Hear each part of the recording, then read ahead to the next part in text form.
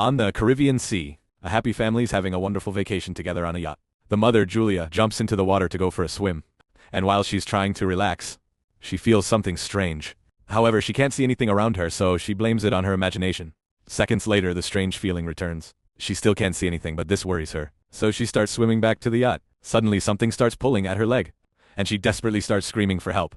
Her daughter Cassie can't hear her because she has her headphones on, while her husband Tom and her son Ben are busy with their fishing. Julia continues to struggle to stay afloat, and yelling is getting harder because of the water getting into her mouth. Soon Tom realizes he hasn't seen Julia in a while and searches the yacht until he finally sees his wife in danger. After getting the kids, Tom takes the yacht closer to Julia and jumps into the water. He quickly reaches his wife, holding her close to keep her afloat. He swims back to the yacht and the kids help them come aboard. The family comforts Julia, who doesn't know what happened and blames it on a current.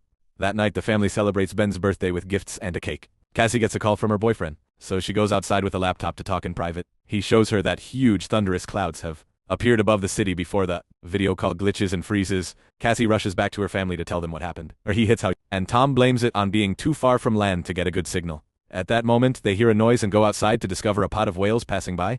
Tom explains that whales follow the Earth's magnetic field, but when storms cause abnormalities, the confused whales follow the storms to the coast instead. Suddenly the yacht shakes, making Ben fall. Tom is worried that something may have damaged the yacht, so he goes diving to take a closer look. After a few seconds of searching, Tom resurfaces with a cut on his shoulder. Julia stitches the wound while Tom explains that he felt something behind him, and when he turned around, he got cut by the propeller.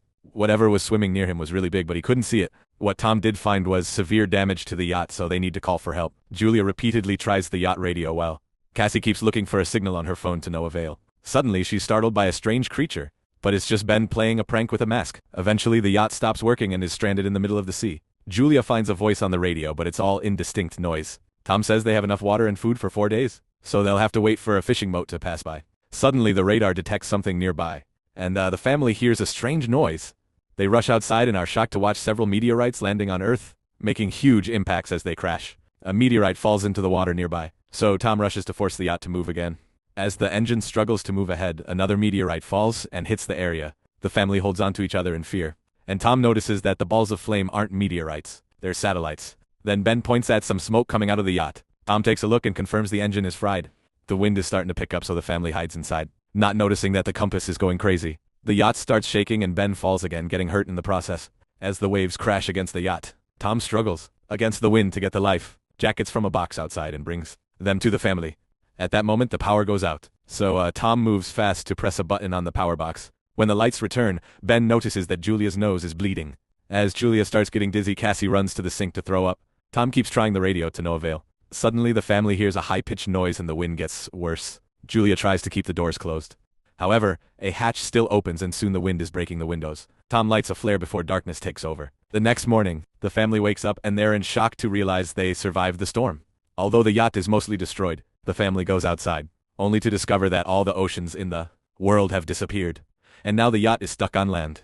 After staring at the desert in shock, the family tries to think of what to do. Cassie looks for a signal, but nothing happens, and Ben plays with 2 dead crabs. Tom checks the compass and notices that the poles have been reversed. Last time this happened was more than 700,000 years ago. Cassie has a breakdown when she realizes her boyfriend must be dead and rushes to hide, kicking her mother out when she tries to comfort her.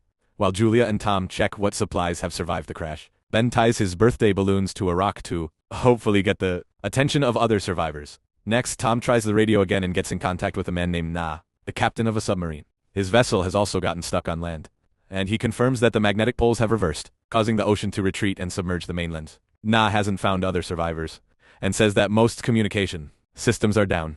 Since there are occasional systemic movements, he's concluded that the poles will reverse again, and the seas could return in a week. Advises the family to climb as high as possible because things will get violent when it happens. His partner died during the crash and the submarine has room for 3 people. Julia and Tom convince him to save their kids, so he gives them his coordinates. Tom calculates that it'll take them 2 or 3 days to find the submarine, so he tells the family to have a good night of sleep because they'll leave early tomorrow. The next morning, the family is packing their supplies when Tom sees something moving nearby. It's a limping man with a makeshift harpoon and a dog that keeps on barking. Tom approaches him and gives him a bottle of water, but he can't understand the man's language. After drinking, the stranger hits Tom with the bottle and kicks him in the face. A terrified Julia comes running, but it's too late. The guy is already stabbing Tom in the stomach with a harpoon. Tom's body twitches for a few seconds before the guy cuts his throat too. Next, the man starts chasing after Julia and even throws the harpoon, which only cuts her shoulder. This doesn't stop Julia from rushing to the yacht and getting to her children, telling them to hide while she locks the doors. The siblings get inside the sofa, and Julia gives them a flare gun before grabbing a knife and hiding in the bathroom.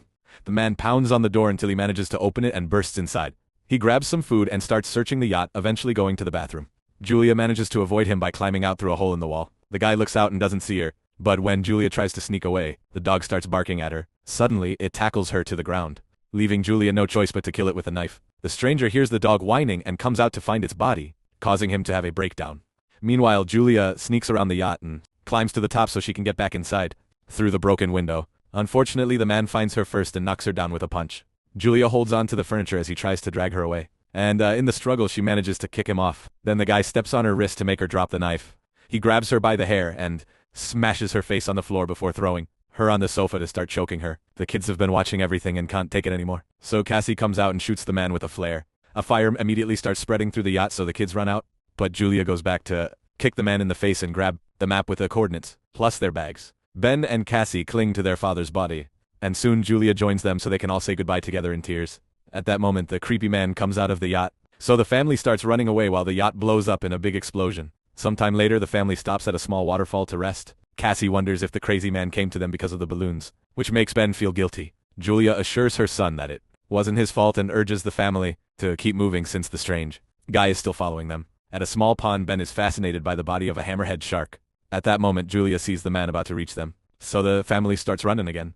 They go down a dune and discover a bunch of toxic waste, so they have to run around it carefully. Moments later, it appears they've lost their pursuer, and they continue to travel, and they keep seeing other things stuck on the ground like big, dead sea animals and all the plastic from the bottom of the ocean. When Ben starts to slow down, Julia notices he's on the verge of dehydration and stops so everyone can rest. To her horror, the water bottle is almost empty, and Cassie realizes she mustn't have closed it well. Julia yells at her for being careless, but Cassie says it doesn't matter because there's no way they'll survive this anyway.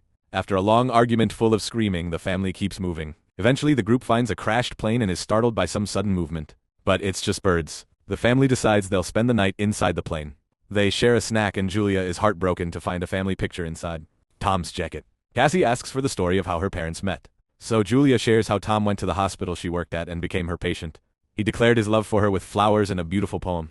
In the middle of the night, Cassie leaves the plane to relieve herself. Suddenly, the creepy man surprises her from behind. But Julia jumps on him first and repeatedly stabs him with unleashed grief and fury. Cassie has to help her calm down with a hug. The next morning, the body is covered in fleas. The family notices it has many bite marks, so there must be some animal hiding in the area. After the group leaves, a bunch of crabs come out of the man's mouth. A few hours later, Julia and Cassie stop to look at the map. But Ben just keeps walking, even when Julia tells him to stop. He desperately buries his face in a pond to drink, and Julia quickly pulls him back, explaining that unknown water could make him sick. The family keeps on traveling and has to cover their heads to protect them from the scorching sun. Ben is starting to feel dizzy, so when they discover a bunch of old chairs, Julia and Cassie use them to improvise a shelter. Julia gives Ben a medicine injection and they agree to spend the night there. Early in the morning, Julia wakes up because she hears a weird sound. She leaves the shelter to investigate and is shocked to discover a swarm of crabs coming closer. Julia rushes to wake up her kids and the family starts running as fast as possible. They come across a huge cargo ship and run toward it. Noticing that 3 crew members are still alive, the woman wants to help them, but the 2 men refuse, and the group hides inside a container which they lock to keep the family out. The crabs are almost there, so Julia makes the kids climb to the top of the container. When she starts climbing too, the crabs begin to violently pinch her leg. The siblings have to help their mother up before she's dragged down. There's a hole on the side of the container, so half of the crabs go inside. The crew members open fire, but there are too many critters. Soon the crabs overpower and kill 2 of the workers. The last man reaches a hole in the ceiling, only for the crabs to bring him down and kill him too. Afterward, Julia bandages her leg injury and passes out. Sometime later, she wakes up in a sandstorm and finds herself alone. She panics as she comes down to look for her kids, although first she grabs the dead woman's weapon. Hearing her mother screaming, Cassie quickly comes back and explains that they went out to look for help, but they didn't find anyone. Then they reunite with Ben, who's found in an open container they can rest in until the storm is over. Julia uses Tom's lighter to cauterize the wounds, which is incredibly painful. Once the storm is over, the family finds a bunch of water bottles in another container.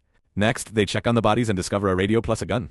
Julia calls Na and informs him she's lost the map. In return, Na reveals he's been attacked by arthropods, which are creatures from the abyss. It seems the oxygen has driven them crazy. Era tells the family to hurry, because his instruments have calculated that the sea will come back faster than expected. So they only have a few hours. He shoots a flare and the family starts walking in that direction. After a long walk, the family finds a broken toilet and Ben pees in it. They can finally see the submarine nearby. but they'll have to cross a huge rock formation to reach it. As they make their way through, the walls start shaking and rocks begin to fall, causing a massive rock slide. Julia pushes her kids out of the way just in time and moves back to avoid getting crushed. Now there's a rock wall blocking the way between them.